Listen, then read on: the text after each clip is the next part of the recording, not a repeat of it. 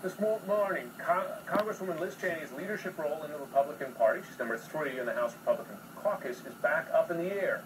This after she tripled down, not just on criticism of former President Trump, but also just acknowledging the reality that he lost the election. Her latest words: "We can't whitewash what happened or perpetuate Trump's big lie. What he did on January 6th is a line that cannot be crossed." That's a message she delivered to members of the Republican Party at a conference. Manu Raju joins me now. And Manu, she had a vote a couple months ago. She survived it pretty well by about 2-1. Looks like there may be another vote. Is she going to survive this one based on the conversations you're having? It seems unlikely at this point. Now, we don't know the final because this is a secret ballot election. The vote has not officially been called yet, but a growing number of Republicans have raised concerns, have privately indicated that they supported her last time and are unlikely to support her this time.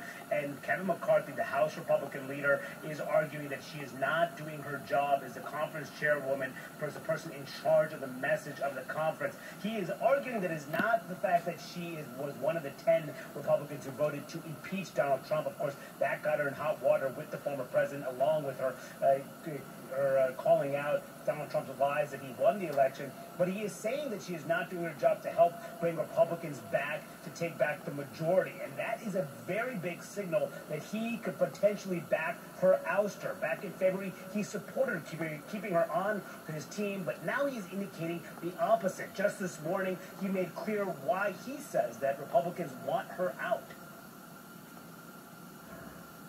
There's no concern about how she voted on impeachment. That decision has been made.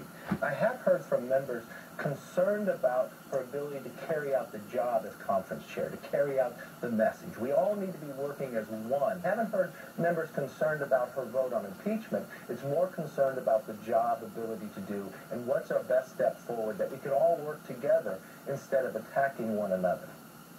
Now, McCarthy's position is significant here because as the Republican leader, he does have the power to call a quick vote and to essentially push her out of the leadership position. The first time he'd be able to do that is next Wednesday when the conference meets behind closed doors. And all of his public indication is that he is moving in that direction as Republicans are calling for her ouster. He's offering her no lifeline to keep that position. So it's pretty clear as tension is growing between the two. I'm told McCarthy has been furious with Cheney that things appear to be very grim for her in keeping this job, as Republicans are starting to jockey to be her replacement. Jim? Yeah. What did she do? She told the truth about the election. Manu Raju on the Hill, thanks very much. All right, let's talk about where this all goes. CNN commentator Mary Catherine Ham is with me. Margaret Hooper, CNN contributor and host of Firing Line on PBS. 2 conservative women talking about a conservative woman who thinks it's important to tell the truth, as do you both all the time. So thanks for being here. Mary Catherine, Ohio Republican Representative Anthony Gonzalez put it this way: if a prerequisite for leading our conference is continuing to lie to our voters, then Liz is not the best fit. Liz isn't going to lie to people. She's going to stand on principle. I mean, how striking is that to hear that essentially he's saying it's a prerequisite to lead to lie in the party?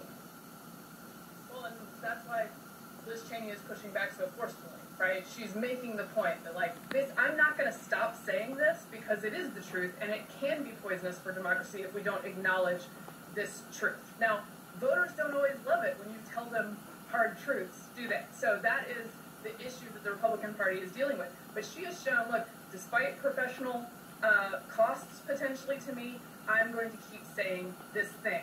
And look, last time the reporting was such that she might lose the last vote, but she did not. So I think this is one of those things where sort of standing tall and going through is the only way out. Like, you've got to have your backbone, and you've got to say, look, this is what I believe. I'm not going to shut up about it. And I think that actually can earn you respect, even from people who don't agree with you, right? That's what she's shown she's going to do. But it is tricky. And the other thing is, I think it can end up, the problem for Republicans is that you do have to talk about policy, as she's saying, right? And I know that in this talk with Paul Ryan at an AEI event, she no doubt talked policy, but that's not the story. This is the story, right? So I think there's for the Republican Party where they have to learn how to do both. So, I mean, Margaret, my colleague Zachary Wolf, I thought, put it really well in his piece this morning. He said facts are hazardous things for certain Republicans at the moment. And the polling from CNN in the last week shows it, that only 23% of Republicans polled believe that Joe Biden legitimately won the election. And then the Texas special election over the weekend just cemented it. Listen to this from Republican Michael Wood, who got creamed, apparently, for telling the truth about the big lie. Here he was with John Berman.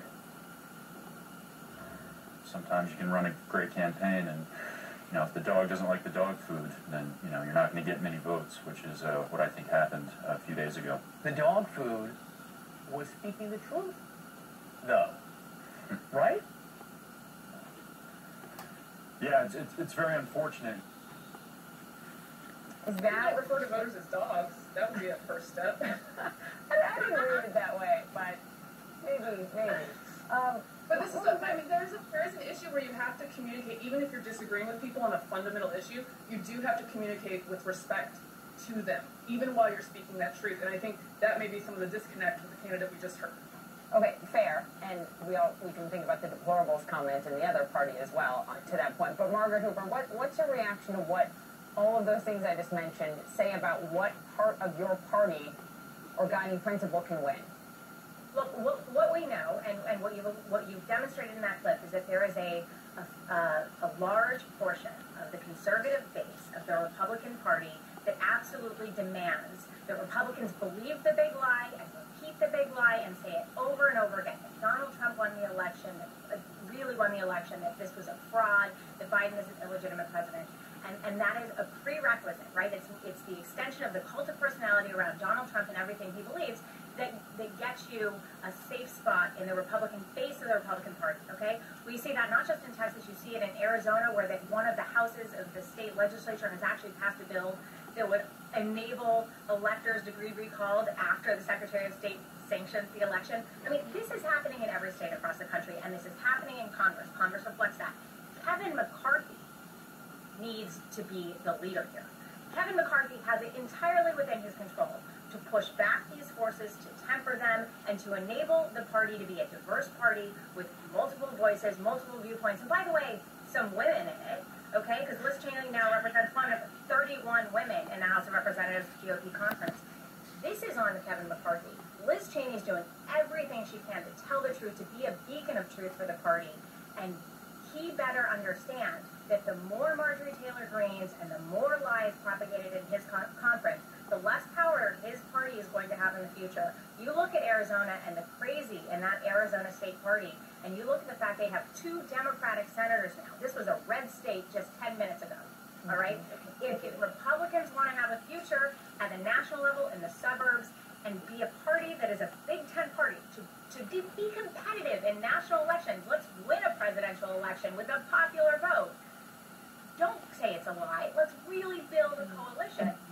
Kevin McCarthy's got the power to do that right now by helping Liz Cheney keep the leadership post. He's not going to do that. It was very clear this morning. Mary Catherine, Michael Gerson, the former aide to President George W. Bush, conservative columnist now in the Washington Post, writes, nothing about this is normal. The GOP is increasingly defined not by its shared beliefs, but by its shared delusion. Knowingly repeating a lie, an act of immorality, is now the evidence of a Republican fidelity. I'm not as interested in if you think he's right or not. I'm interested in why. Like, what is the core driver behind this? The why?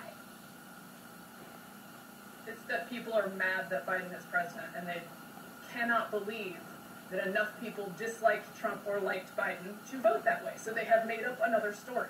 That is what's happening here.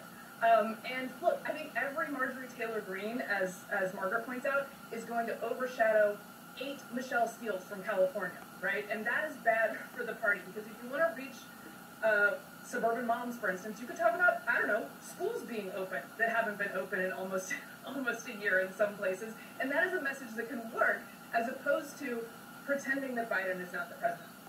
That is not a message that works. It is, I think, an electoral existential problem for Republicans if we are a cult of personality for Donald Trump. The problem for Republicans is also could be an electoral existential problem if you tick off too many Trump voters. So that is the line that they are attempting to walk, but you have to tell the truth first while doing it. But I would offer as a counterexample, imagine if in 2020 your message as a Democrat was to go around and remind people that the Mueller report found that Trump was not a Russian plant who colluded with the Russian government to become president of the United States, and in fact was elected. A bunch of voters would get ticked off at you because they were reminded of that fact, which is true, but it ain't working with voters all the time. And that is something that both political parties must wrestle with, but you gotta tell the truth first and foremost. It's like we're talking to our toddlers, right? You gotta tell the truth. Thank you very